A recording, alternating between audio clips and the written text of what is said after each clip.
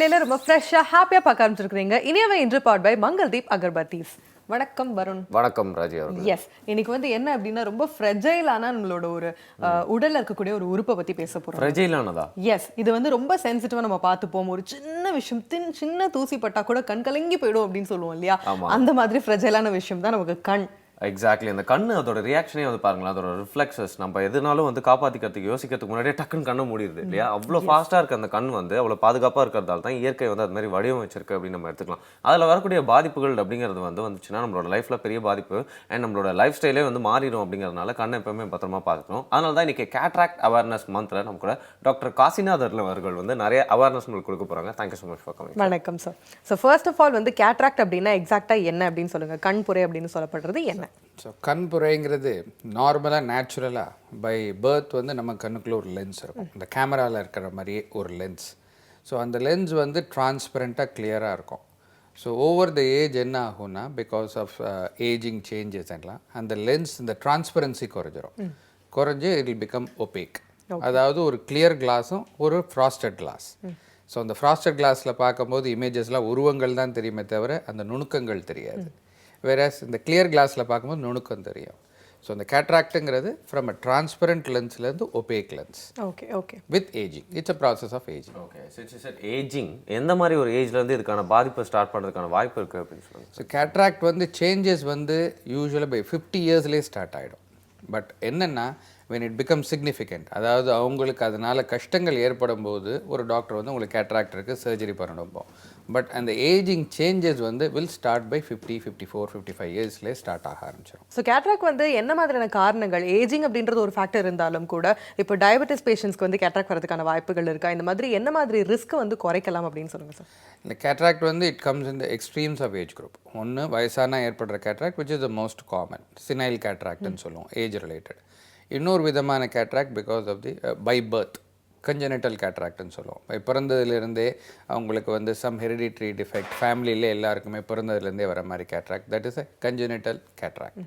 இன்னொரு வகையான cataract traumatic, அதாவது அடிபடுறதுனால கண்ணில் இருக்க லென்ஸில் ஏதாவது டேமேஜ் ஆச்சுன்னா ஏற்படுற traumatic cataract. And fourth variety of cataract இந்த மாதிரி diabetes or any systemic diseases associated cataract. So சுகர்னால் வரலாம், இல்லை கண்ணில் அடிக்கடி இன்ஃப்ளமேஷன் புண்ணு ஏற்பட்டால் அதனால் ஒரு இன்ஃப்ளமேட்டரி கேட்ராக்ட் வரலாம்.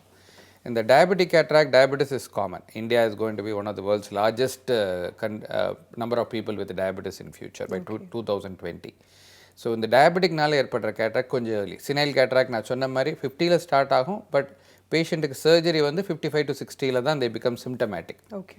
whereas diabetic cataract ஏன்னா இப்போ young diabetes are very common in India because of the stress, because of the life style எல்லாம் சேஞ்சஸ்னால. ஸோ இந்த டயபெட்டிக் கேட்ராக்ட் கொஞ்சம் ஏர்லி ஏஜ் குரூப்லேயே பை 45, 40ஸ்லேயே வர்றது கூட வாய்ப்புகள் இருக்குது.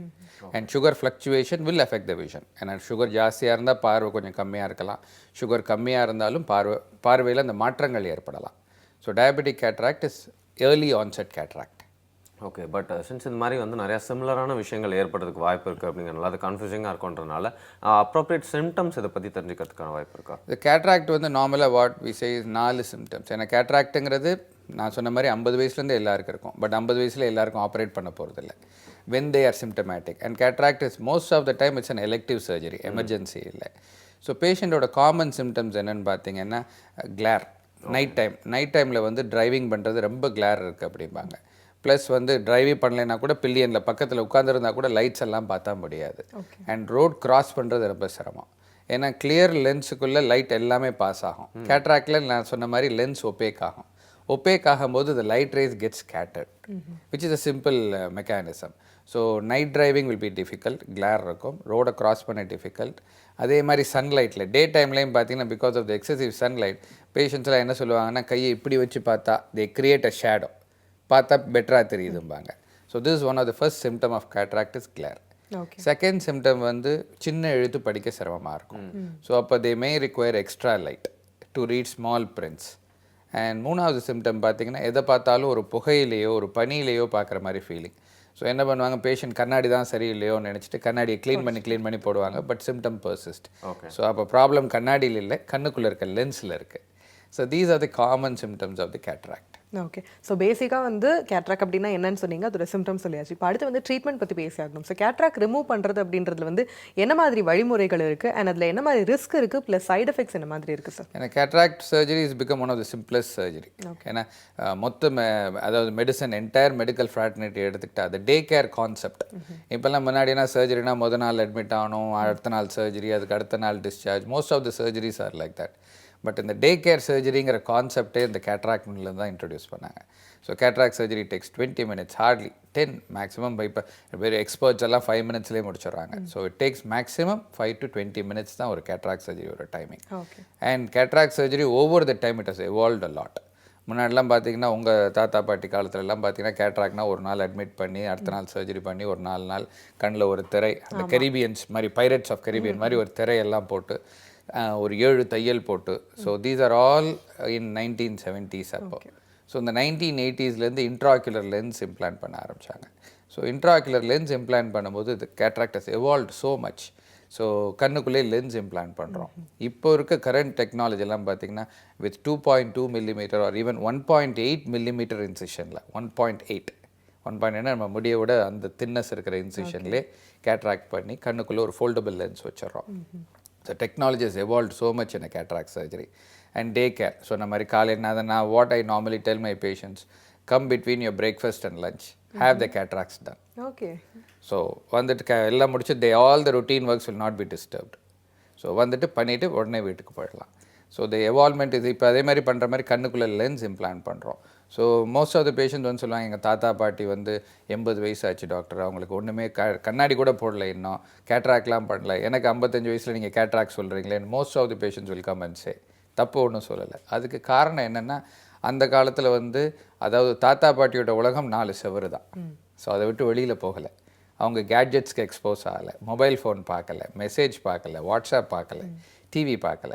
ஸோ அவங்களுக்கு அந்த 4 சுவர் தான் உலகங்கிறதுனால வெளியில் போகல. ஸோ அவங்களுக்கு அந்த பார்வை போதுமானதாக இருக்குது.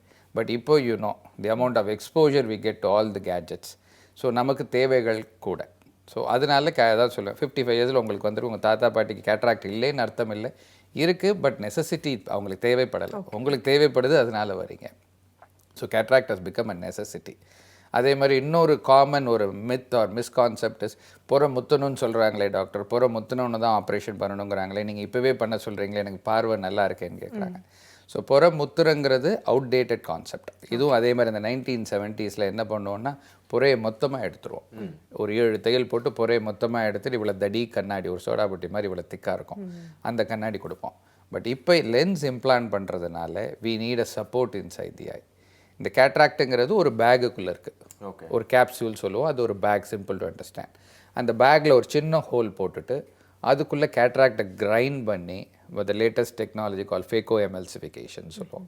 கேட்ராக்டை கிரைண்ட் பண்ணி சக் பண்ணி எடுத்துட்டு அந்த பேக்குக்குள்ளே we implant a lens. The technology is so advanced.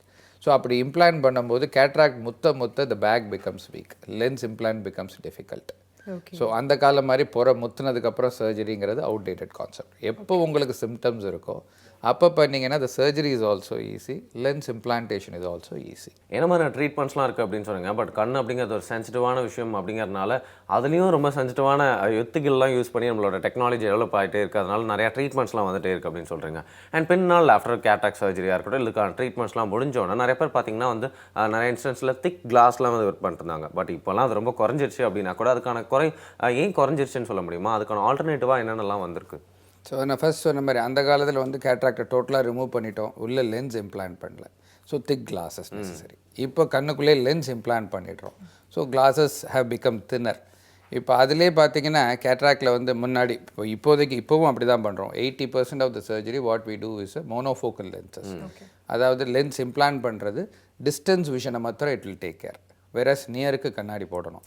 இது ஒரு காமன் கம்ப்ளைண்ட் பேஷண்ட்ஸுக்கெல்லாம். Most of the patients what I've encountered they will say, cataract சர்ஜரிக்கு முன்னாடி நான் நல்லா படித்தேன், இப்போ கேட்ராக்ட் பண்ணதுக்கப்புறம் என்னால் படிக்க முடியல அப்படின்னு ஏதோ நம்ம ஒரு சஸ்பீஷியஸ் இதெல்லாம் கேட்பாங்க. கேட்ராக்ட் மாதிரி நான் நல்லா படித்தேன் டாக்டர், கேட்ராக்ட் அப்புறம் என்னால் படிக்க முடியல அப்படின்னு. ஸோ அது காரணம் என்னென்னா, the lens natural lens has a pliability concept. அதாவது தூரத்துலேருந்து பார்க்கும்போது இப்படி இருக்கும் நேரோவாக, பக்கத்தில் பார்க்கும்போது it will become bulging. The accommodation சொல்லுவோம். இது நேச்சுரல் லென்ஸுக்கு இந்த கெப்பாசிட்டி இருக்குது. தூரம் பார்க்கும்போது ஃப்ளாட், பக்கம் பார்க்கும்போது it will bulge. But whereas artificial lens கண்ணுக்குள்ளே வைக்கிறதுக்கு you don't have that capacity. So it will correct most of the 90% of the cataract surgery monofocal lenses will correct only the distance vision. So near visionக்கு they need glasses. இப்போ அதுலேயும் advance வந்துடுச்சு. இப்போ நம்ம கண்ணாடியில் bifocal போடுற மாதிரி progressive lens போடுற மாதிரி கண்ணுக்குள்ளே வைக்கிற லென்சஸ்லேயும் multifocal lenses have come where you don't need glasses for reading also. Nice. But அதுக்கு வந்து the patient selection is very very we have to be very particular. இல்லைன்னா that can be little annoying. ஏன்னா இந்த multifocal லென்சஸ்லாம் வைக்கும் போது night driving கொஞ்சம் டிஃபிகல்ட்டாக இருக்கலாம், glare இருக்கலாம், because each one has its own side effects. படிக்கிறதுக்கு கண்ணாடி தேவையில்லை, பட் நான் இந்த lens patients are be very selective. So அந்த மாதிரி மல்டிஃபோக்கல் லென்சஸ் யாருக்கு சஜஸ்ட் பண்ணோன்னா ஹவுஸ் ஒய்ஃப்ஸ் where they not going to drive, உலகமே வீட்டுக்குள்ளே புக்கு படிக்கிறது, சாமி புக் படிக்கிறது அண்ட் குக்கிங் பண்ணுறது, டிவி பார்க்குறது, அவங்களுக்கு மல்டிஃபோக்கல் லென்சஸ். அதே மாதிரி white collar job where everything is done by someone else, so அவங்களுக்கு மல்டிஃபோக்கல். ஸோ இப்போதைக்கு இருக்கிற பாப்புலேஷன் ஒரு 20% ஆஃப் பாப்புலேஷன் தான் மல்டிஃபோக்கல் பண்ணுறோம். ஸோ 80% பீப்புளுக்கு we still do the monofocal. So மோனோஃபோக்கல்னால் தூர பார்வை கரெக்ட் ஆகிடும், வேற கிட்ட பார்வைக்கு கண்ணாடி போடணும். ஓகே, மல்டிஃபோக்கலுக்கு ரெண்டுத்துக்குமே தேவையில்லை. இப்போ நம்ம ஃபோனில் இருக்க பிக்சல்ஸ்க்கு முக்கியத்துவம்லாம் தரோம், அதே மாதிரி வந்து கண் எந்த நிலமையில் இருக்குது அப்படிங்கிறத அப்பப்போ பார்த்து வச்சுட்டோம்னா அப்டேட் பண்ணிட்டோம்னா நல்லாயிருக்கும் அப்படின்னு சொல்லலாம். ஸோ 360 டிகிரி திரும்பி வந்து ஒரு வீடியோ பார்க்குற அளவுக்குலாம் இப்போ வந்து நிறைய கம்பேட்டபிலிட்டிஸ் வந்துச்சு. தேட்டரே அந்த மாதிரி தான் வரப்போதான். அந்த மாதிரி கண்கொள்ளா காட்சியெல்லாம் நம்மளால பார்க்க முடியாமல் போயிடுச்சுனால கஷ்டமாக இருக்கும் இல்லையா ராஜி? கண்கொள்ளா காட்சி அப்படின்றதோட கண்ணு கொள்ளும் காட்சி அப்படின்னு நினைக்க போகிறேன். பட் இதே மாதிரி நிறைய டவுட்ஸ் வந்துட்டு இருக்கு, நான் வந்து கிளியர் பண்ணலாம் ஒரு சின்ன பிரேக்குக்கு அப்புறமா. நீங்கள் பார்த்துட்டு இருக்கிறது இனியவை என்ற பாட்பை மங்கள்தீப் அகர்பத்தி.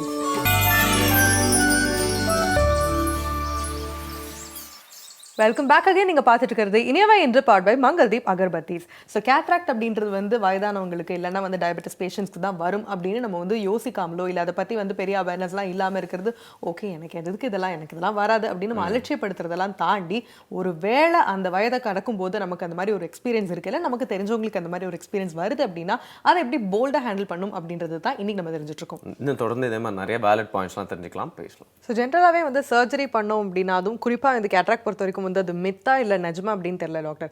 என்ன அப்படின்னா அது பண்ணதுக்கு அப்புறமா ஆப்ரேஷன் சர்ஜரிலாம் பண்ணதுக்கு அப்புறமா கூட திருப்பி வர்றதுக்கான வாய்ப்பு இருக்கு அப்படின்னு சில பேஷண்ட்ஸ்லாம் கம்ப்ளைண்ட் பண்றாங்க. அது நிஜமாவே உண்மைதானா, இந்த வரதுக்கு வாய்ப்பு இருக்கு? Cataract surgery is once for life time. Once கேட்ராக்டை ரிமூவ் பண்ணிட்டோம்னா லென்ஸை வச்சுட்டோம்னா திருப்பி cataract, because we remove that entire lens, திருப்பி லென்ஸ் க்ரோ ஆகாது. பட் என்னென்னா ஒரு 20 to 30% பீப்புளுக்கு what we call is an after cataract. After கேட்ராக்ட்னா திருப்பி கேட்ராக்ட் க்ரோத் இல்லை. அந்த கேப்சூலில் நான் சொன்னேன் இல்லையா ஆரம்பத்தில், ஒரு கேப்சூலுக்குள்ளே ஒரு ஹோல் போட்டுட்டு லென்ஸ் வைப்போம். அந்த capsule may get thickened with time.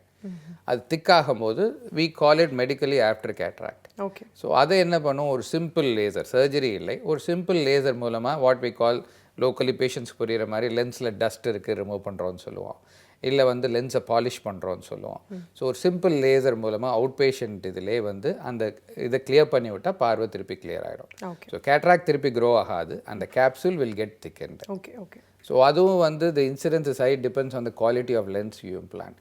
இந்தியாவில் வந்து 100 types of lenses, 100,000 types of lenses are there. The quality of lens what we use will reduce the incidence of the after cataract. Okay. Okay, and cataract அப்புறம் வந்து திருப்பியும் cataract வருமா அப்படிங்கிற மாதிரி நிறைய சந்தேகங்கள்லாம் இருக்குது, அதுக்கான விளக்கம்லாம் கொடுத்தீங்க. ஆனால் கேட்ராக்டை சரி பண்ணாமலே விட்டுட்டா எந்த எக்ஸ்ட்ரீமுக்கு கொண்டு போய் விடும், அது வந்து என்ன மாதிரியான ஒரு பாதிப்பை ஏற்படுத்தும் அப்படின்னு சொல்லுங்கள். அண்ட் லைஃப்பில் வந்து கேட்ராக்ட் வரதுக்கான வாய்ப்பு அப்படிங்கிறத நம்மளாலேயே ஏற்படுத்திக்க முடியுமா? சில லைஃப் ஸ்டைல் சேஞ்சஸ் மூலியமாகவோ இல்லை சில தவறுகள் மூலியமாகவோ நம்மளே அதை எப்படி வந்து சீக்கிரமாக கொண்டு வந்துடுறோம் அப்படின்னு சொல்லுங்கள். ஸோ கேட்ராக்ட் வந்து நார்மலி கிரேடிங்கில் வந்து 4 grades டிவைட் பண்ணுறோம். So grade 1, grade 2, grade 3, grade 4. இந்த முத்தணுங்கிறது grade 4. அது வந்து அவுடேட்டட் கான்செப்ட், இப்போ அது பண்ணுறது இல்லை. ஏன்னா grade 4 போயிடுச்சுன்னா நான் சொன்ன மாதிரி சர்ஜரி வில் டிஃபிகல்ட். நான் தான் சொல்லுவேன், ஒரு கல்லை உடைக்கிறது ஈஸி, ஒரு பாறாங்கல்ல உடைக்கிறது கஷ்டம். ஏன்னா இப்போ கேட்ராக்டை உடச்சி எடுக்கிறோம். ஸோ grade 4 முத்திரை வரைக்கும் விட்டோம்னா நம்ம surgery becomes difficult. And 90% of the cataract surgery பார்த்தீங்கன்னா grade 2 தான் பண்ணுறோம். ஏன்னா it becomes easy to break. So with ageing என்ன ஆகும், cataract grade 1 grade 2, grade 3, grade 4 இப்படி ப்ரோக்ரஸ் ஆகிட்டே இருக்கும். It is not time bound. We cannot say ஒரு 5 வருஷத்தில் அடுத்த கிரேடு போயிடும், ஒரு 3 வருஷத்தில் போய்டும் சொல்ல முடியாது. Because each one ages in a different way. So மொத்த இந்த grade 4 போயிடுச்சுன்னா நம்ம cataract surgery becomes difficult, lens implantation becomes difficult. And sometimes very rarely இப்போ அது மாதிரி ஆறதில்லை, because awareness is too much. ஏன்னா lot of big hospitals lot of camps பண்ணுறாங்க, ரூரல் கேம்ப்ஸ் பண்ணுறாங்க. பேஷண்ட் இவங்களாவே போய் கேட்ராக்டை கண்டுபிடிச்சி ஹாஸ்பிட்டலில் கொண்டு வந்து சர்ஜரி பண்ணிடுறாங்க. அந்த முத்தி போகிற அளவுக்கு கேட்ராக்ட்ஸ் இப்போ வெரி ரேர். அண்ட் ரொம்ப அவுட் ஸ்டேஜஸ் தாண்டிடுச்சுன்னா கேட்ராக்ட் கண்ணுக்குள்ளேயே வெடிச்சிரும். ஏன்னா இட்ஸ் அ growth. ஸோ வெடிச்சிருச்சுன்னா the கண் is lost. So we have lost the eye forever. So அதனால் அந்த முத்துற அளவுக்கு இப்போ விடக்கூடாது, செகண்ட் ஸ்டேஜ்லேயே பண்ணணும். Plus awareness is more and lot of this institutions எல்லாம் they're doing a lot of philanthropic works.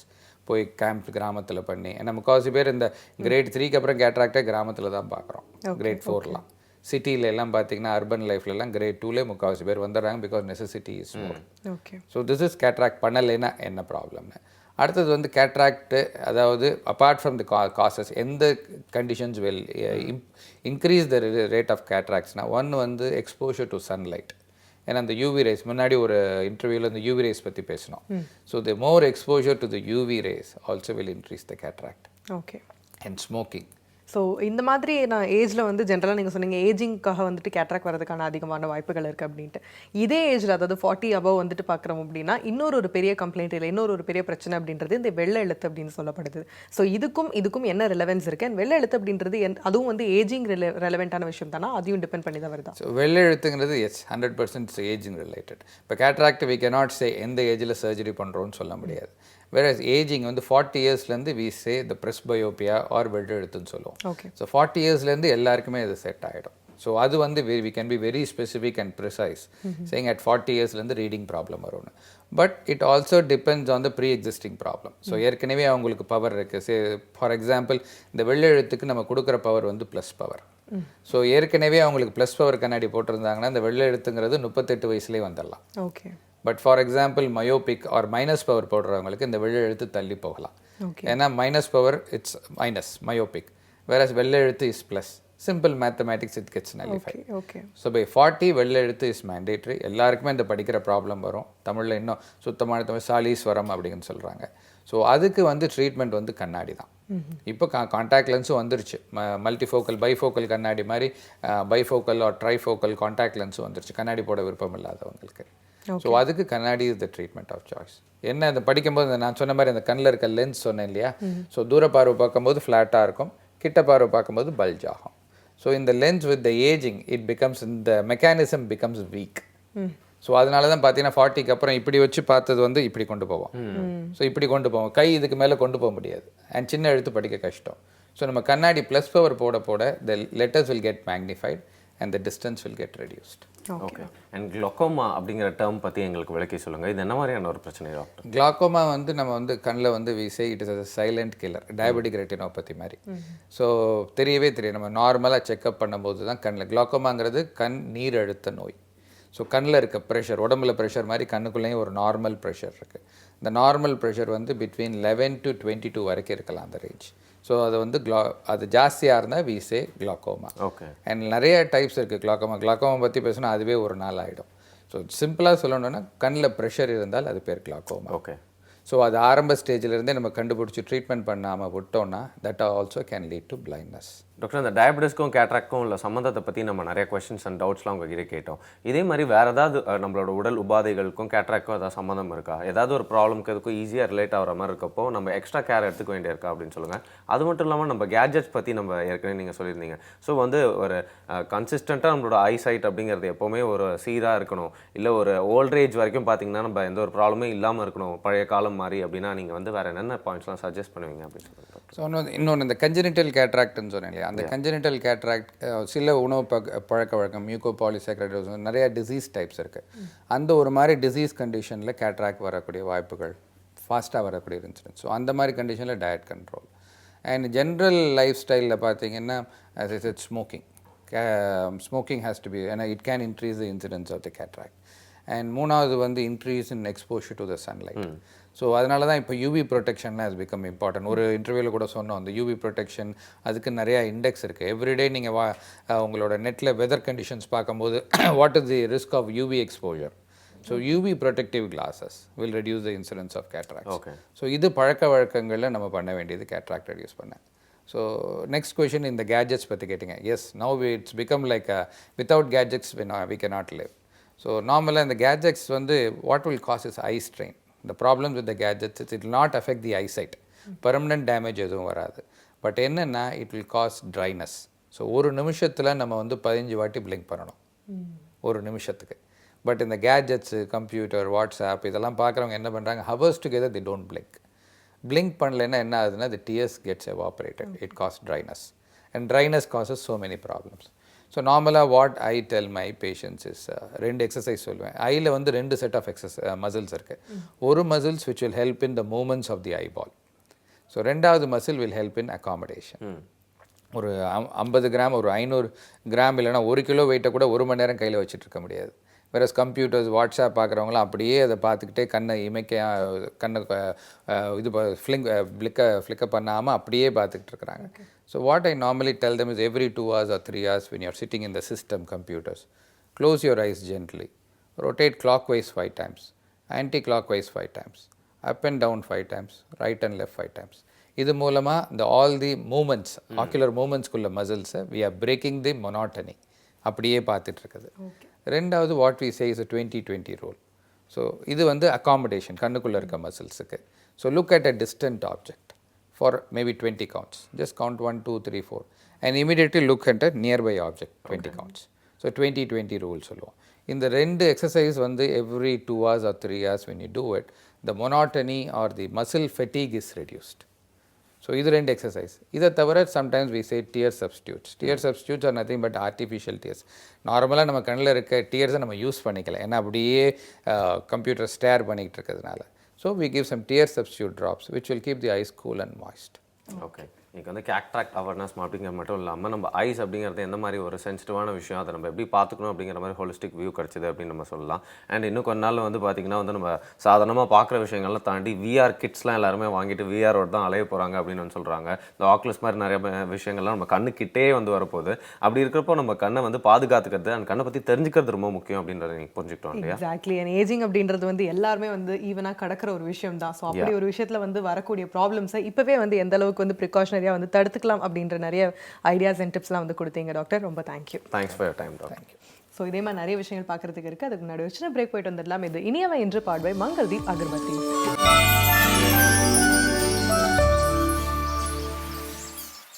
Welcome back again. தொடர்ந்து பார்த்துட்டு இருக்கீங்க இனியவை என்று பாட்பை மங்கள்தீப் அகர்பத்தீஸ்.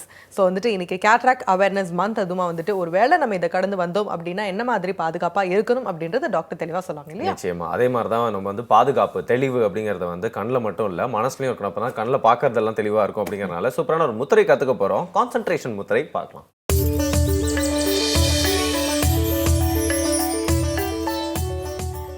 வணக்கம். நலம்பெறும் முத்திரைகள் மற்றும் விரல்களை மருத்துவர் வரிசையில் இன்றைக்கி நம்ம பார்க்க போகிறது வந்து ஒரு நோய்க்கான தேர்வு. அதாவது காது இரைச்சல் அப்படின்னு சொல்லக்கூடிய ஒரு நோய்க்கான தேர்வு.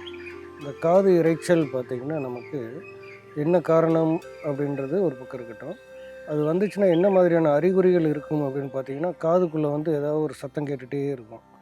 அப்புறம் காற்று வந்து காது வழியாக வெளியில் போகிற மாதிரி இருக்கும். சில சமயம் லேசான தலை சுற்றல் இருக்கும். இதுக்கெல்லாம் என்ன காரணங்கள் அப்படின்னு பார்த்தீங்கன்னா, முதுமை ஒரு காரணம். 2வது வந்து ரொம்ப நாளாக வந்து ஏதாவது ஒரு மாத்திரையை சாப்பிட்டுட்டே இருக்கிறது. அதற்கடுத்து பார்த்திங்கன்னா நமக்கு இந்த வெர்டிகோன்னு ஒரு ப்ராப்ளம் இருக்கும். காதினுடைய பக்கத்தில் வந்து இந்த இடத்துல நம்ம நேராக நிற்பதற்கு இந்த புவியீர்ப்பு மையத்தை சரியாக அட்ஜஸ்ட் செய்து கொள்வதற்கான ஒரு உபகரணம் இங்கே இருக்குது. அது வந்து ஏதாவது பாதிக்கப்படுறதுனாலையும், காதில் அடிபடுறது அல்லது கன்னத்தில் அடிபடுறது, தூங்கும் பொழுது வந்து பல்லு கடிக்கிறது, இந்த மாதிரி ஏதாவது ஒரு காரணத்தினால நமக்கு காதில் இரைச்சல் வரும். பல்லில் தொந்தரவு இருந்தால் கூட நமக்கு அந்த மாதிரியான வாய்ப்புகள் இருக்கும். இந்த காது இரைச்சல் வந்துச்சு அப்படின்னா நம்மளால் எந்த வேலையிலையுமே கவனம் செலுத்த முடியாது. காது வந்து ரொம்ப முக்கியமான ஒரு உறுப்பு. அதனால தான் சொல்லுவாங்க குழந்தைங்களை வந்து கன்னத்தில் அடிக்கக்கூடாது. அதே மாதிரி இப்போ நிறைய யோகாசனம் பழகுறோம் அப்படின்னு சொல்லிட்டு ஆர்வத்தில் என்ன பண்ணுவாங்கன்னா, எடுத்த உடனே இந்த சிரசாசனம்லாம் பழகுவாங்க. அதெல்லாம் செய்யக்கூடாது. கொஞ்சம் கொஞ்சமாக ஆரம்பத்திலிருந்து மெதுவாகத்தான் அந்த பயிற்சிகள் எல்லாம் செஞ்சுட்டு வரணும். எடுத்த உடனே இந்த யோகாசனங்கள்லாம் ரொம்ப பெரிய பயிற்சிகள்லாம் தீவிரமான முறையோடு செய்யும் பொழுது நமக்கு பாதிப்புகள் ஏற்படக்கூட வாய்ப்பு இருக்குது. இது எப்படியாவது பாதிப்பு வந்துருச்சு அப்படின்னா அதை சரி பண்ணுறதுக்கு ரொம்ப சிரமப்பட வேண்டியிருக்கும். பொதுவாகவே காது நோய்கள் அப்படின்னா ரொம்ப நாள் பட்டு தான் சரியாகும். ஆனால் அதுக்கு நம்ம என்ன பண்ணிக்கலாம், அதுக்கான தீர்வுகள் என்ன அப்படின்றது இப்போ நம்ம பார்க்க போகிறோம். காது இரைச்சலுக்கு அப்படின்னு பார்த்திங்கன்னா 3 முத்திரைகளை செய்யணும். முதல் முத்திரை வந்து சூன்ய முத்திரை செய்யணும். 2வது முதலை முத்திரை செய்யணும். 3வது சங்கு முத்திரை செய்யணும். இந்த 3 முத்திரைகளையும் ஒன்றன் பின் ஒன்றாக செய்யணும். பொதுவாகவே காதில் பிரச்சனை இருக்குது அப்படின்னா நமக்கு சிறுநீரகங்களில் ஏதாவது ஒரு அழுத்தம் இருக்கலாம், அல்லது அட்ரினல் சுரப்பியில் வந்து ஏதாவது கோளாறு இருக்கலாம். அடிக்கடி பயப்படுறவங்களுக்கு இந்த காது பிரச்சனை வரும். அது சிறுநீரகத்தில் ஏதாவது தொற்றுகள் இருந்தாலும் இந்த மாதிரி பிரச்சனை வர்றதுக்கு வாய்ப்பு இருக்குது. எனவே நோய் நாடி நோய் முதல் நாடி அப்படின்னு சொல்கிறதுக்கு ஏற்ற மாதிரி நம்ம எல்லா பிரச்சனைகளுக்குமே சேர்ந்த மாதிரி முத்திரைகளை கோர்வையாக செஞ்சுட்டு வந்தோம்னா முழுமையான தீர்வு கிடைக்கும் அப்படின்ற அடிப்படையில் இந்த தீர்வை நான் உங்களுக்கு சொல்கிறேன். முதல்ல நம்ம செய்ய வேண்டியது சூன்ய முத்திரை. எப்படி செய்கிறதுன்னு பாருங்கள். உங்களுடைய கையில் நடுவிரல் மட்டும் இப்படி மடித்து உள்ளங்கையில் தொடணும். பெருவிரல் அது மேலே வச்சுக்கணும். இந்த மாதிரி இருக்கணும். இந்த முத்திரைக்கு பேர் சூன்ய முத்திரை. பாருங்கள், இந்த மாதிரி 2 கையிலையுமே இதை செய்யணும். நடுவிரலை மடித்து உள்ளங்கையில் வைக்கணும், பெருவிரல் அது மேலே வச்சுக்கணும். ரொம்ப எளிமையான முத்திரை, ஆனால் அந்த நுணுக்கமான சில குறிப்புகள். உள்ளங்கையில் தொடணும், அது மேலே பெருவிரல் வச்சுருக்கணும். இது முதல் முத்திரை. இரண்டாவது முத்திரை முதலை முத்திரை. இடது உள்ளங்கையினுடைய நடுப்பகுதியில் வலது கை பெருவிரலை வச்சு தொடணும். அப்படி தொடும் பொழுது இடது கையில் வந்து பிருத்திவி முத்திரை அப்படின்னு சொல்லக்கூடிய மோதிர விரலை தொடணும். பாருங்கள், இந்த மாதிரி வச்சு இப்படி பிடிச்சிக்கணும். இப்போ இதை தொடணும். இந்த முத்திரைக்கு பேர் முதலை முத்திரை. இப்படி இருக்கும். இது இரண்டாவதாக செய்யக்கூடிய முத்திரை. மூன்றாவது முத்திரை சங்கு முத்திரை. இடது உள்ளங்கையில் வலது கை பெருவிரலை வச்சு இறுக்கமாக மூடிக்குங்க. வலது கையினுடைய ஆள்காட்டி விரலை கொண்டு வந்து இடது கையினுடைய பெருவிரல் நுனியை அப்படி தொடணும். மற்ற விரல்களெல்லாம் அப்படி வச்சு பிடிச்சிக்கணும். 3 முத்திரைகளையுமே வரிசையாக செய்யணும். முதல்ல வந்து சூன்ய முத்திரை செய்யணும், இரண்டாவது முதலை முத்திரை செய்யணும், மூன்றாவது சங்கு முத்திரை செய்யணும். இப்படி இந்த 3 முத்திரையும் தொடர்ந்து 20 நிமிடம் செஞ்சுட்டு வரணும். அப்போ நம்ம காது வலியானது, அந்த காது இரைச்சலானது, சிறுநீரகத்தில் ஏற்படக்கூடிய அழுத்தமானது கொஞ்சம் குறைந்த மாதிரி இருக்கும். இதை தொடர்ந்து நம்ம நோய் தீர்ற வரைக்கும் விடாமல் செஞ்சுட்டே வரணும். மூலிகைகள் தீர்வு அப்படின்னு பார்த்தீங்கன்னா, வெள்ளைப்பூடு வந்து ஒரு அருமையான ஒரு காது நோய்க்கான ஒரு அருமையான மருந்து. அதை எப்படி நேரடியாக காதுக்குள்ளே நம்ம வெள்ளைப்பூடை போட முடியாது. அப்போ அதை எப்படி நம்ம பயன்படுத்தணும் அப்படின்னு பார்த்தீங்கன்னா, 50 கிராம் நல்லெண்ணெய்க்கு ஒரு 30 கிராம் பூண்டு எடுத்துக்கணும். எடுத்துகிட்டு அந்த பூண்டை வந்து தட்டி அந்த எண்ணெயை காய்ச்சி வரும்போது அந்த பூண்டு அதில் போட்டு பொரிக்கணும். பொரிக்கும் பொழுது பூண்டு வந்து முழுகாமல் அப்படி மிதந்து வரக்கூடிய நிலையில் எடுத்து வடிகட்டி வச்சுக்கணும். அதை வந்து தினந்தோறும் இரவு படுக்கும்போது காதில் வந்து 4 சொட்டு நீங்கள் விட்டுட்டு காதில் பஞ்சு வச்சுக்கோங்க. காலையிலேருந்து சாயந்தரத்துக்குள்ளே முத்திரையை செஞ்சுருங்க. இரவு படுக்கும்போது இந்த பூண்டு எண்ணெயை பயன்படுத்துங்க. ஒரு 10-15 நாட்களுக்குள்ளேயே அந்த காது இரைச்சல் அப்படின்றது உங்களுக்கு முழுமையான ஒரு தீர்வாக கிடைக்கும். ராஜி, நிறைய மதங்கள் வந்து பார்த்தீங்கன்னா வந்து அந்த ஞானிகள்லாம் வந்து இந்த லோட்டஸ் ஃப்ளவர் மேலே மிதக்கிற மாதிரியே வந்து வச்சிருப்பாங்க, தண்ணி மேலே உட்காந்துருக்க மாதிரிலாம் வந்து காட்டுவாங்க இல்லையா? அதெல்லாம் வந்து என்ன சிம்பிளைஸ் பண்ணுது அப்படிங்கிறத பார்த்தீங்கன்னா, லிட்டலாக அவங்க தண்ணி மேலே உட்காரதோ இல்லை தாமரை மேலே மிதக்கிறதோ இல்லை. அதாவது எவ்வளோ பிரச்சனைகள் இருந்தாலும் எவ்வளோ லாஜிக்ஸ் இருந்தாலும் அதெல்லாம் தாண்டி வந்து வாழ்க்கையில் நம்மளுக்கே உண்டான ஒரு குறிக்கோளோட தெளிவாக இருக்கலாம் அப்படிங்கிறது தான் வந்து அந்த தாமரை மேலே உட்காந்துருக்கலாம் காட்டுது அப்படின்னு சொல்லலாம். இவ்வளோ மாடர்ன் லைஃப்ல நீங்கள் ஒரு ஒயிட் காலர் ஜாப் பண்ணிட்டுனாலும் ஓடிக்கிட்டே இருந்தால் கூட உங்களாலையும் அந்த மாதிரி ஒரு ஞானியாக இருக்க முடியும், மாடர்ன் ஞானியாக இருக்க முடியும் அப்படிங்கிறத காட்டுறதுக்காக தான் இந்த மாதிரி முத்திரைகள்லாம் வந்து பழகிக்கணும். ஓகே, நீங்க வந்து நிறைய நிதானமாவும் நிறைய தெளிவாகவும் நிறைய சிந்தனைகள் உங்களுக்கு இருக்கு அப்படின்னு நினைக்கிறேன். ஞானி அதுவுமா நீங்க பேசுறீங்க இல்லையா? மனசுல இருக்க கேட்ராக்ட் அப்படியே வருது.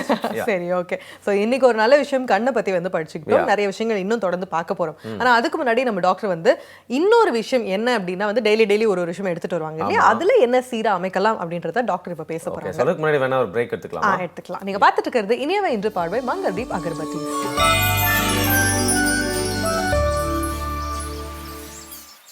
Welcome back again. தொடர்ந்து பார்த்துட்டு இருக்கீங்க இனியவை இன்று பார்வை மங்கள்தீப் அகர்பத்திஸ். ஸோ இன்னைக்கு கேட்ராக்ட் அவேர்னஸ் மந்த், அதுமா கண்ணை பற்றி பார்த்தாச்சு. இப்போ வேற என்னத்தை பற்றி பார்க்கலாம் அப்படின்னா டாக்டர் வந்தாச்சு. டாக்டரே வந்துட்டாரு அப்படின்னா வந்து நம்ம முழுசாக அவரை ஒப்படைச்சிட வேண்டியதான், நம்மளே போயிட்டு அவர்கிட்ட அப்படின்னு சொல்லிடலாம். ஏன்னா அவர்கிட்ட வந்து போய் சொல்லக்கூடாது அப்படின்னு சொல்லுவாங்க. மெயினாக அவர் சொல்கிறத நம்ம கேட்காம இக்னோர் மட்டும் பண்ணக்கூடாது. அப்புறம் பின்னாளில் வருத்தப்படும் அப்படிங்கிறனால இன்னைக்கு நம்ம டாக்டருக்கு அக்யூரேட்டாக என்ன வச்சிருக்காரு அப்படிங்கிறத பார்க்கலாம்.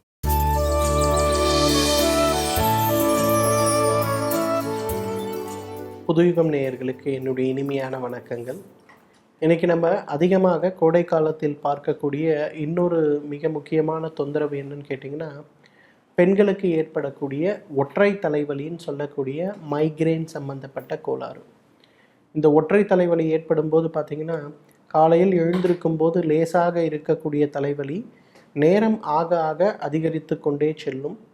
ஒரு 12-1 மணி வரை ஆகும்போது கண்ணை கூட திறக்க முடியாத அளவுக்கு கடுமையான வலி ஏற்படுவதை நம்ம பார்க்க முடியும். அப்படி கண்ணை திறந்து பார்த்தால் கூட பார்வையே மங்கலாக இருக்கக்கூடிய அளவுக்கு இருப்பதை நம்ம பார்க்கலாம். மதியத்திற்கு பிறகு பார்த்திங்கன்னா தலை சுற்ற ஆரம்பிக்கும். சில நேரங்களில் வாந்தி ஏற்படக்கூடிய ஒரு தொந்தரவாக இருக்கும். சிலருக்கு பார்த்தீங்கன்னா ஒரு நாள் ஏற்படுவது காலையில் ஏற்பட்டு மாலையில் குணமாகிவிடும். சிலருக்கு ஒரு மாதத்தில் 3 நாட்கள் அல்லது 5 நாட்கள் தொடர்ந்து வாந்தி மயக்கம் சம்பந்தப்பட்ட கோளாறுகள் இருந்து கொண்டே இருப்பதை நம்ம பார்க்கலாம். பாரம்பரிய மருத்துவத்தில், ஆயுர்வேத மருத்துவத்தில் இதற்கு சிரச்சூலம் பேர். அதாவது ஒற்றை தலைவலி. ஆங்கிலத்தில் இதற்கு மைக்ரேன் தலைவலி அப்படிங்கிறது பேர். இந்த மைக்ரேன் தலைவலி அப்படிங்கிறது வெறும் உடல் சம்பந்தப்பட்ட ஒரு கோளாறு மட்டுமல்ல, மனம் சம்பந்தப்பட்ட கோளாறுன்னு சொல்லுவோம். யாருக்கெல்லாம் ஆங்ஸைட்டி சம்பந்தப்பட்ட சிந்தனைகள் அதிகமாக இருக்கிறதோ, யாருக்கெல்லாம் சதா சர்வகாலம் யோசிக்கின்ற ஒரு குணம் இருக்கிறதோ, யாரெல்லாம் பர்ஃபெக்ஷனிஸ்ட் நம்ம சொல்லக்கூடியது, எடுத்த வேலை முடிக்க வேண்டும், இவ்வாறு முடிக்க வேண்டும் அப்படின்னு எண்ணம் இருக்கவங்க இருக்காங்களோ, அவங்க எல்லாருக்குமே பார்த்திங்கன்னா இந்த மைக்ரேன் சம்பந்தப்பட்ட தலைவலி மிக அதிகமாக இருப்பதை நாம் பார்க்க முடியும்.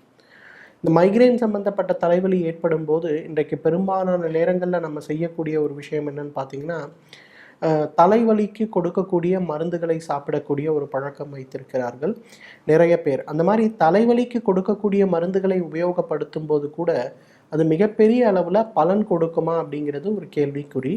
மேலும் அந்த தலைவலிக்கு நாம் உபயோகப்படுத்துகின்ற மாத்திரைகளுடைய பக்க விளைவுகளிலிருந்து நம்ம வெளிவர முடியாது. நிறைய பேர் பார்த்திங்கன்னா ஒரு காலத்தெல்லாம் ஒரு நாளைக்கு ஒரு மாத்திரை போட்டிருப்பாங்க. ஆனால் இப்போல்லாம் பார்த்திங்கன்னா ஒரு 5 வருடம் 6 வருடம் ஆன பிறகு பார்த்திங்கன்னா ஒரு நாளைக்கு 5 மாத்திரைகள் 6 மாத்திரைகள், சில நேரங்களில் ஊசியே போட்டுக்கொள்ள வேண்டிய தேவை கூட அவர்களுக்கு ஏற்படலாம். இந்த மைக்ரேன் சம்பந்தப்பட்ட தலைவலி எவ்வாறு குறைக்க முடியும் அப்படின்னு பார்த்திங்கன்னா, முதலாவது எண்ணெயில் பொரித்து வறுத்த உணவுகளை தவிர்க்க வேண்டும். 2வது நேரத்திற்கு உணவு உண்ண வேண்டும். 3வது மெடிடேஷன் சம்பந்தப்பட்ட மனப்பயிற்சிகள் இந்த மைக்ரேன் அல்லது ஒற்றை தலைவலிக்கு மிகப்பெரிய தீர்வளிக்கக்கூடிய சிகிச்சை. பொதுவாகவே ஸ்ரீவர்மாவில் ஆயுர்வேத சிகிச்சை நாங்கள் கொடுக்கும்போது பார்த்திங்கன்னா, மருந்துகளை கொடுப்பதை விட உணவு கட்டுப்பாடுகளுக்கும் மனப்பயிற்சிக்கும் தான் நிறைய முக்கியத்துவம் கொடுப்போம்.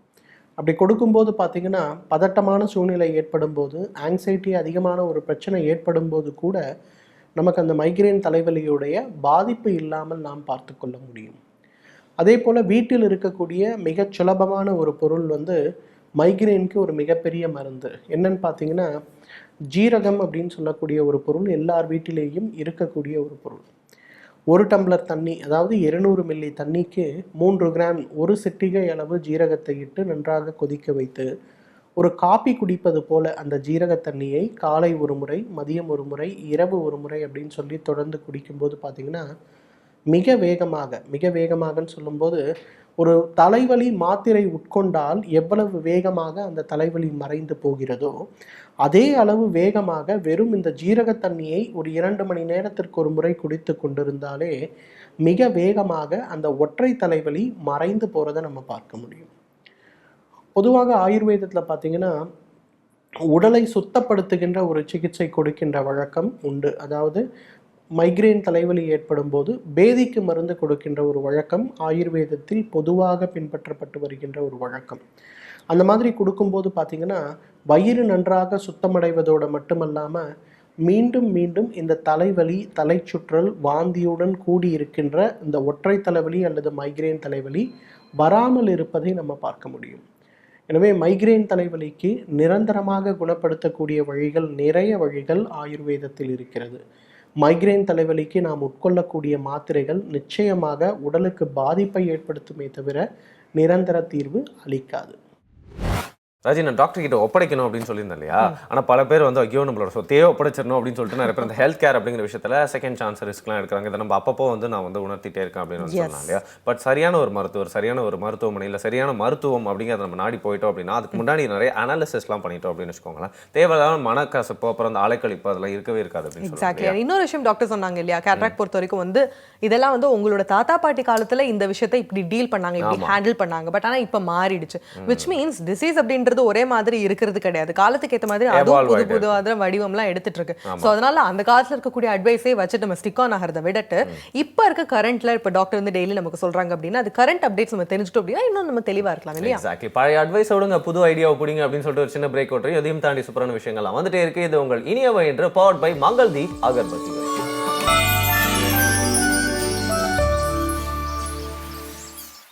Welcome back again. தொடர்ந்து பார்த்துட்டு இருக்கீங்க இனியவை இன்று powered by Mangaldeep agarbattis. So இன்னைக்கு வந்துட்டு ஒரு ஹெல்த் ரிலேட்டடான ஒரு விஷயம் எடுத்துகிட்டு வந்தோம். தெளிவான ஒரு விஷயம் கிடைச்சாச்சு, கிளியரான ஒரு தாட்ஸ் கிடைச்சாச்சு அப்படின்னு சொல்லலாம். ஸோ ஹெல்த்துக்கு ஓகே, நம்ம இமோஷன்ஸ்க்கு தான் நம்மளோட கான்ஷியஸ்னஸ் இருக்குது. கான்ஷியஸ்னஸ் வந்து அப்பப்போ நம்மளுக்கு நிறைய உண்மைகள்லாம் உணர்த்திட்டு இருக்குல்ல.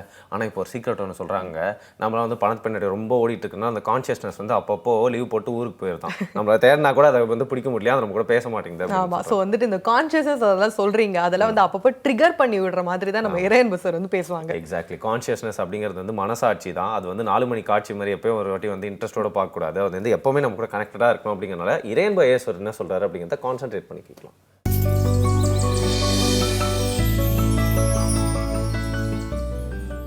என்னுடைய நண்பர் ஒருத்தர், அவர் வந்து எல்லா இடங்களுக்கும் போய் தன்னால் முடிஞ்ச அளவுக்கு இந்த கவுன்சிலிங்லாம் பண்ணுவார். ஸ்டூடெண்ட்ஸுக்கு வந்து எப்படி படிக்கிறது, ஃப்யூச்சரில் என்ன படிக்கலாம். இப்போ யாராவது ஒரு குழந்தை வந்து எனக்கு வந்து நான் வந்து மேனேஜ்மெண்ட் படிக்கணும் அப்படின்னா எந்த இன்ஸ்டிடியூட் பெஸ்ட் இன்ஸ்டிடியூட், அங்கே படிக்கிறதுக்கு எந்த மாதிரி ப்ரிப்பேர் பண்ணணும், எந்த மாதிரி என்ட்ரன்ஸ் எக்ஸாமினேஷன் கண்டக்ட் பண்ணுவாங்க, இதெல்லாம் சொல்லுவார். இப்போ யாராவது ஒருத்தர் நான் சுயமாக தொழில் ஆரம்பிக்கணும் அப்படின்னு சொன்னால் அதுக்கு எந்த கோர்ஸ் படிக்கலாம் அப்படின்னு சொல்லுவார். இதெல்லாம் அவர் வந்து பல்வேறு இடங்களில் போய் ஒரு அர்ப்பணிப்போட எந்த பணமுமே வாங்காமல் அவர் செஞ்சுக்கிட்டு இருக்கிறார். ஒரு ஹாபி மாதிரி செய்கிறாரு. அவர் ஒரு பணியில் இருக்கிறார். அப்போ ஒரு நிறுவனத்தை சார்ந்தவர்கள் அவங்க என்ன பண்ணியிருக்காங்க, இவர்கிட்ட ஃபோன் பண்ணி இந்த இடத்துல வந்து நீங்கள் இளைஞர்கிட்ட பேசணும். அந்த நிறுவனம் வந்து ஒரு கல்லூரி நடத்திக்கிட்டு இருக்கிறாங்க. ஒரு நாள் என்னாச்சு, இவர்கிட்ட ஒரு மாணவர் வந்தார். ஏதோ ஒரு காலேஜில் போய் இவர் பேசியிருக்கிறாரு. இதனால் கவரப்பட்ட ஒரு மாணவர் வந்தார். எனக்கு ஒரு சீட்டு வேணுங்க அப்படின்னு சொன்னார். உனக்கு மெரிட் இருந்தால் கிடைக்கும்பா போய். இல்லை சார், எனக்கு வந்து படிக்கணும்னு ரொம்ப ஆசை, எனக்கு இருக்கிற சூழ்நிலையில் நான் இவ்வளோ படித்ததே அதிகம் அப்படின்னு பிறகு அவருடைய பேக்ரவுண்ட்லாம் போய் பார்த்தா அந்த பையன் அவ்வளோ மார்க் வாங்கியிருக்கிறதே கஷ்டம் தான். நல்ல மார்க்கு தான், அந்த சூழலில் அவ்வளோ மார்க் வாங்குறது ரொம்ப ரொம்ப கஷ்டம். அப்போ சார் எனக்கு இது கிடைச்சா பரவாயில்ல, இந்த காலேஜில் நான் அப்ளை பண்ணியிருக்கேன் அப்படின்னு. அப்போ அவர் சொன்னார், அந்த காலேஜ் எனக்கு தெரியாது, ஆனால் இந்த நிறுவனம் அடிக்கடி நான் போய் பேசுகிறேனே, அந்த நிறுவனம் வந்து ஒரு காலேஜ் நடத்துகிறாங்க, அந்த காலேஜில் நீ அப்ளை பண்ணுப்பா, நான் உனக்கு வாங்கித்தரேன் அப்படின்னு. இந்த பையன் அப்ளை பண்ணிட்டு வந்து கொடுத்தான். உடனே இவர் என்ன பண்ணார், அந்த நிறுவனத்தை சார்ந்த அந்த இவர் அடிக்கடி பேசுகிறதுக்கெல்லாம் கூப்பிடுறவருக்கு ஃபோன் பண்ணுறாரு. ஃபோன் பண்ணி இந்த மாதிரிங்க கொஞ்சம் சேர்த்துக்கங்க அப்படின்னு. உடனே அவர் அது ரொம்ப சிக்கல் அப்படின்னாரு. என்ன சார் சிக்கல் அப்படின்னு கேட்டேன். இல்லை, அது வந்து இப்படி நான் ரெக்கமெண்ட் பண்ணேன்னா 30-40 பேர் வந்துடுவாங்க, அப்புறம் நான் கஷ்டம் அப்படின்னு. எடுத்தவுடனே இப்படி சொன்னோடனே எவ்வளோ மார்க்குன்னு கூட கேட்காம சொன்னோடனே இவருக்கு பயங்கரமான ஒரு பதற்றம் ஏற்பட்டது. சரிங்கன்னு வச்சுட்டார். இப்போ என்ன சொல்லியிருக்கலாம், தயவுசெய்து என்ன இந்த இது வந்து அனுப்புங்க, நான் பார்க்குறேன், என்னால் முடிஞ்ச அளவு ஹெல்ப் பண்ணுறேன்னு சொல்லலாம் ஒன்று. அப்படின்னாலும் இவ்வளவு தூரம் இவர் நமக்காக உதவி செய்யும்போது நாம் அவருக்கு ஒரு உதவி செய்யணும், இவர் தகுதி வாய்ந்த நபரை தானே நமக்கு வந்து பரிந்துரை பண்ணுவார் அப்படிங்கிற ஒரு எண்ணத்தோடு இருந்திருக்கணும். இது ரெண்டுமே இல்லாமல் வச்சுட்டு அதுக்கப்புறம் ஒரு 4 நாள் கழித்து அந்த நிறுவனம் ஏதோ ஒரு பயிற்சி நடத்துது அப்படிங்கிறதுக்காக இதில் பேசுகிறதுக்கு நீங்கள் வரணும் அப்படின்னு ஃபோன் பண்ணார். உடனே இவர் சொன்னார், இல்லைங்க நான் இப்போ எங்கேயும் பேசுகிறதில்லன்னு சொல்லி வச்சுட்டார். நண்பர் வந்து சொன்னார், நீங்கள் இதை பற்றி என்ன நினைக்கிறீங்க அப்படின்னு. இதில் நினைக்கிறதுக்கு ஒன்றும் இல்லைங்க, ஏன்னா இந்த மாதிரி அடுத்தவர்களை பயன்படுத்தி கொண்டு எந்த பிரதிபலனும் நாம் செய்யக்கூடாது அப்படின்னு நினைக்கிறவங்க இருக்கும்போது நம்ம என்ன பண்ண முடியும், ஒன்றுமே பண்ண முடியாது. ஆனால் அதே நேரத்தில் இன்னொன்று தெரிஞ்சுக்கங்க, எந்த விதமான எதிர்பார்ப்பும் இல்லாமல் உதவக்கூடியவங்களும் இருக்கிறாங்க அப்படின்னு நான் சொன்னேன். எப்படி அப்படின்னா கொஞ்சம் பாருங்கள் அப்படின்ட்டு அவருக்கு சொன்ன அந்த பையனுடைய ரிஜிஸ்ட்ரேஷன் நம்பரை வாங்கிட்டு அந்த நிறுவனத்தோட தொடர்புடைய ஒருத்தருக்கு ஃபோன் பண்ணேன். ஃபோன் பண்ணி இந்த மாதிரிங்க அப்படின்னு, எனக்கு ஒரு உதவி வேணுங்க அப்படின்னு கேட்டேன். உடனே அவர், என்ன சார் சொல்லுங்கள், நான் செஞ்சிடறேன் அப்படின்னேன். இந்த மாதிரிங்க அப்படின்னு, நிச்சயமாக செஞ்சிடறேங்க அப்படின்னு வாங்கி வச்சுட்டாரு. அதுக்கப்புறம் நான் அனுப்பிச்சேன். அப்போ அவர் கேட்டார், எப்படி இது சாத்தியம்? உலகம் அப்படித்தாங்க, சில நேரங்களில் நாம் சிலருக்கு நிறைய செய்வோம், ஆனால் அவங்க வந்து எந்த விதமான நன்றி உணர்வோடையும் இருக்க மாட்டாங்க. ஆனால் எதுவுமே செய்யாத மனிதர்கள் நம்ம மேலே அன்போடையும் மனிதாபிமானத்தோடையும் நேயத்தோடையும் நடந்துக்குவாங்க. இதுதான் விசித்திரங்கள் கொண்ட உலகம் அப்படின்னு. இதில் பல நேரங்களில் நாம் யாருக்கு உதவினோமோ அவர்கள் நமக்கு உதவ மாட்டார்கள். நாம் அறிமுகமே இல்லாமல் ஒருவரிடம் சென்று நின்றால் அவர்கள் நமக்கு உதவுவார்கள். எனவே விசித்திரமான ஒரு பேலன்ஸ் ஷீட் கொண்டது தான் இந்த உலகம் என்பதை புரிந்து கொண்டால் ஏமாற்றங்களும் இல்லை, எதிர்பார்ப்புகளும் இல்லை. நன்றி, வணக்கம். Thank you so much sir. இரேன் பாய் சார் வந்து இன்றைக்கி ஒரு நல்ல தாட்டை கொடுத்துட்டு போயிட்டாரு. பட் தினமும் பார்த்தீங்கன்னா நீங்கள் உங்களுக்கு ஒரு பெரிய பூஸ்டப் கொடுத்துருக்கீங்க, அதை வந்து மறக்கவே முடியாது அப்படின்னு சொல்லலாம். ஆனால் இன்னொரு பூஸ்டப் உங்களுக்கு வந்துட்டே இருக்கு. allaboutvision.com அப்படிங்கிறது தான் எடுத்துகிட்டு வந்திருக்க வெப்சைட்டு. ALLABOUTVISION.com allaboutvision.comல நீங்கள் வந்து போய் பார்த்தீங்கன்னா நம்மளோட கேட்ராக்ட் பற்றி மட்டும் இல்லாமல், நம்மளோட விஷன் பற்றி மட்டும் இல்லாமல், கான்டாக்ட் லென்சஸ் பற்றி மட்டும் இல்லாமல், விஷன் சர்ஜரிஸ் பற்றி எல்லாமே உங்களுக்கு ஃபுல்லாக விளக்கி சொல்லியிருக்காங்க அப்படின்னு சொல்லலாம். இப்போ முற்றிலுமாக டாக்டர் வந்து பார்த்தீங்கன்னா நம்மளுக்கு நிறைய குட்டி குட்டி சிம்பிளான எக்ஸாம்பிள்ஸ்லாம் வச்சு கேட்ராக்ட் அப்படின்னா என்ன நம்மளுக்கு விளக்கனார்ல. அந்த ஐ ப்ராப்ளம் பற்றி நீங்கள் வந்து எப்படி புரிஞ்சுக்கலாம் அப்படின்னு பார்த்தீங்கன்னா, ஐயோட பார்ட்ஸே நிறைய பேருக்கு தெரியாது அப்படின்னு சொல்லலாம் இல்லையா. நம்ம படிச்சிருப்போம், அப்படி ஒர்க் ஆகுது அப்படின்னு கேட்டால் லைட்டாக தானே இருக்கும். ஸோ இந்த மாதிரி நிறைய விஷுவல்ஸ்லாம் காமிச்சு ஆனிமேட்டட் வெர்ஷன்ஸில் நிறைய வீடியோஸ் மூலமா வந்து உங்கள் ஐ எப்படி நார்மலாக இருக்குது, எப்படி அது வந்து அஃபெக்ட் ஆகுது, பின்னால் இந்த மாதிரி நிலை அடையுது அப்படிங்கிற மாதிரி நிறைய வீடியோஸ் மூலமாகவும் காமிச்சிருக்காங்க. ஸோ முற்றிலுமாக அவங்க பிரச்சனை இருந்தால் மட்டும்தான் அந்த வெப்சைட் யூஸ் ஆகும் அப்படின்னு இல்லை. கண்ணை பற்றி உங்களுக்கு நல்ல விஷயங்கள்லாம் தெரிஞ்சுக்கணும், கண்ணை பாதுகாக்கணும் அப்படின்னா அந்த allaboutvision.comல போய் நீங்கள் பார்த்துக்கலாம். சூப்பர். ஸோ வந்து இன்னொரு விஷயம் டாக்டர் சொன்னாங்க, கேட்ராக்ட் இந்த மாதிரியான விஷயங்களை வந்து தவிர்க்கணும் அப்படின்னா வந்து சின்ன சின்ன எக்ஸசைஸ் மாதிரி பண்ணுங்க அப்படின்ட்டு. அது மேட்டர் ஆஃப் செகண்ட்ஸ் தான். சாதாரணமாக நம்ம வந்து ரூம்ல இருக்கும்போது ஒரு 5 minutes ரெஸ்ட் கிடைச்சது அப்படின்னா கூட நம்ம பண்ணலாம். இதெல்லாம் தாண்டி வந்து என்னோட ரிலேஷன் ஒருத்தவங்க சொல்லிட்டே இருப்பாங்க, சிஸ்டம் ரொம்ப பார்க்குறோம், இல்லை நம்ம வந்து ரொம்ப லைட்ஸில் ரொம்ப எக்ஸ்போஜராக இருக்கும் அப்படின்னா வந்துட்டு சின்ன விஷயம் தான். நீங்கள் ஒரு 1 hour நீங்கள் வந்துட்டு இந்த மாதிரி பிஸியாக ஒர்க் பண்ணுறீங்க அப்படின்னா ஒரு 2 minutes போயிட்டு கொஞ்சம் க்ரீனரியாக ஏதாவது பார்த்துட்டு வாங்க. அதுவே வந்து ரொம்ப நல்ல விஷயம். அந்த கண்ணுக்கு குளிர்ச்சி, அந்த ஃப்ரெஷ் ஏர் உங்கள் கண்ணுக்கு படும்போது அது ரொம்ப வந்து ரெஃப்ரெஷிங்காக இருக்கும் அப்படின்னு சொல்லிட்டு நான் இதை என் ஃப்ரெண்டு கிட்ட போய் சொல்ல, சிஸ்டமில் உட்காந்து பயங்கர கார்டனிங் இந்த மாதிரி பிக்சர்ஸ்லாம் பார்த்துட்டு இருந்தா.